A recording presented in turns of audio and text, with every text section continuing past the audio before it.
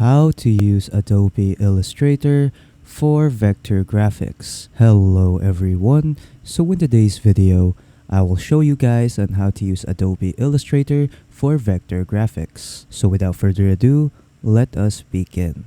So let us start. So let us start with a new file. So what you want to do is go to new file right here, and then you can choose what size what size your document will be. So if you want A4, choose this one, letter or web large. So for me, I'll choose A4, and then you can start off by naming your project. So let's just name this sample, and then you can edit some points right here.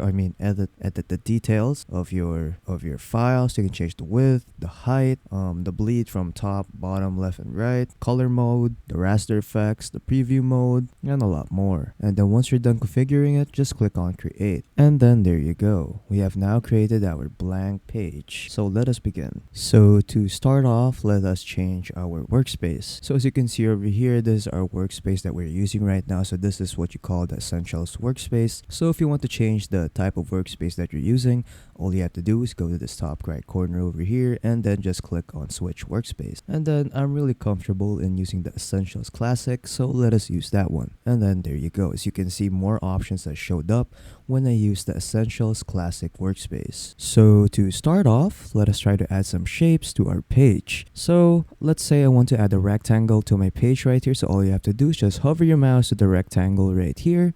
Then as you can see, the rectangle window pops up. What you can also do is just click on M on your keyboard, and then it will automatically enable the rectangle key. So when I long hold on this rectangle button right here, as you can see, more options will pop up. So you can use between a rectangle tool, a rounded rectangle tool, an ellipse tool, a polygon tool, a star tool, and a flare tool. So for now, I'll just use the rectangle tool. And then to draw the rectangle on your page, just press on your page and then just drag it. Then as you can see, I have now made a rectangle. And then let's say you want to make a perfect square. All you have to do again is just hold shift on your keyboard and then drag your mouse. And as you can see, I am now making a perfect square. And then let's say you want to input measurements for your triangle.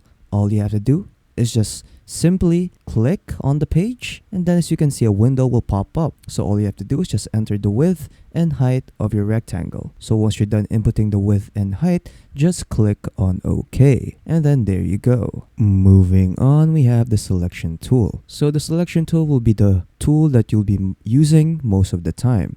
So there are two types of selection tools that you can choose. So first we have the selection tool, and then next we have the direct selection tool. So let us start off with the selection tool. So the selection tool allows you to resize, to rotate, and to move your objects. So let's do one right now. So let's say we want to move this rectangle right here. All you have to do is just click on the center and then just drag it around. So as you can see, I am now moving my rectangle. And then let's say you want to resize your rectangle. What you want to do is head over to this white square right here, and then you will see two arrows pointing diagonally. So to resize, all you have to do is just drag your mouse outward if you want to make it bigger, or inward if you want to make it smaller. And then next, let's try to rotate our object. So to rotate objects, all you have to do is just drag your mouse to the corner right here until you see curved arrows. So when I click on that, you can now rotate your object. And then if you hold shift while resizing objects, the shape of the object or the proportions of the object will stay the same. So as you can see over here, I am clicking shift and resizing my rectangle. So as you can see, the proportions stay the same. And then when you hold the Alt key when selecting an object, this will allow you to duplicate that object. So let's just do that right now. So let's select the square right here and then press Alt on my keyboard. And then when I drag it, as you can see, it duplicates the object. Moving on, let us proceed with the direct selection tool.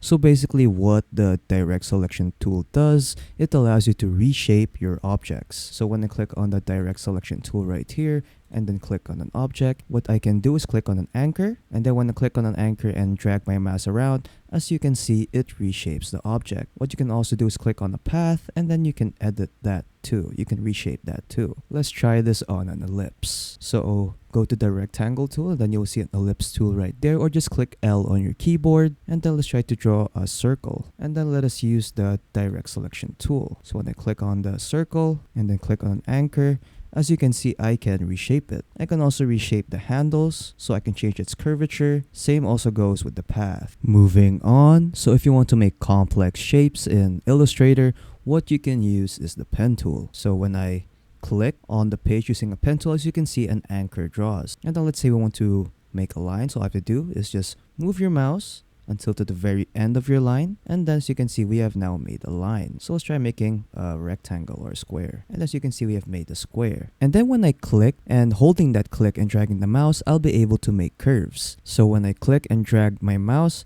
as you can see, I can start making curves right here, and then there you go. So as you can see, I can make curves with my mouse if I long press my left mouse button and drag my mouse around. Moving on, let us cover the panel. So the panel is this right area right here. So I'll be covering a few parts right here that you will definitely use most of the time. So let us start off with colors. So when I click on this color icon right here, a color panel will show up. So when I click on these three lines right here and then show more options, as you can see, more options will show up. So let's say we want to make this, or let's say we want to change the color of this circle. So what you want to do is highlight that, and then you can change the color from there. So as you can see, the color of my circle is now green. So let's say we want to change the outline color of our shape. So again, what you want to do is highlight your shape, and then make sure to click on stroke right here. And then from there, you can change the color. And as you can see, the outline of my shape is now green. Moving on, let us cover the align tool. So as you can see over here, the align tool is not right here in our panel bar. So to get that, go to window and then look for align.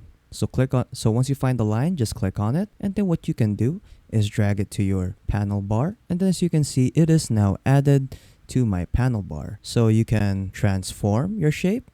You can use the align to align your shape, and they also have a pathfinder. So to align your objects in Illustrator, what you want to do is just select the object that you want to align, and then go to the align panel right here. And then from here, you can choose a lot of alignments for your objects. You can align to the left, the center, the right, vertical align top, vertical align center, vertical align bottom, and a lot more. So let's say I want to align this in the center, and as you can see, it centers. Let's say I wanted to align it to the left, so as you can see, it is now aligned to the left. And then let's say you want to align multiple objects. So what you want to do is just highlight the objects that you want to align, and then make sure that your align to is aligned to artboard, and then from there you can start aligning them. So as you can see, align to the left, align to the center, and align to the right. Moving on, we have the pathfinder. So what the pathfinder does, it allows you to unite shapes, to intersect shapes, to divide shapes, and a lot more. So I'll show a couple. So let's say we would like to overlap these shapes over here. And then when I highlight both of these shapes and then click on unite right here, as you can see, it unites the shapes. Moving on, when I click on intersect, as you can see,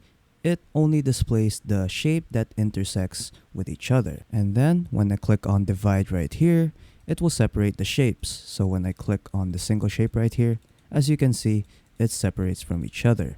And then lastly, we have properties. So basically what properties does, it allows you to edit or to tweak some parts of your shape if you already made one. So to open up properties, what you want to do is just click on this one right here that says properties, and then make sure that this expand panels is switched on. And as you can see, a lot of options right here that you can use for your shapes. So let's say I want to highlight this text right here. And as you can see, there are a lot of options right here that you could tweak for your object. So I can transform the size, the angle. You can change like the text to vector graphic, which is a beta version. You can also use prompts. So this is the AI that you can use for Adobe Illustrator. You can also change the color from here, the stroke, the opacity. You can also change the alignment from here. And there's some quick actions over here that you could choose. So feel free to experiment with those. So yeah, that is pretty much it on how to use Adobe Illustrator for vector graphics.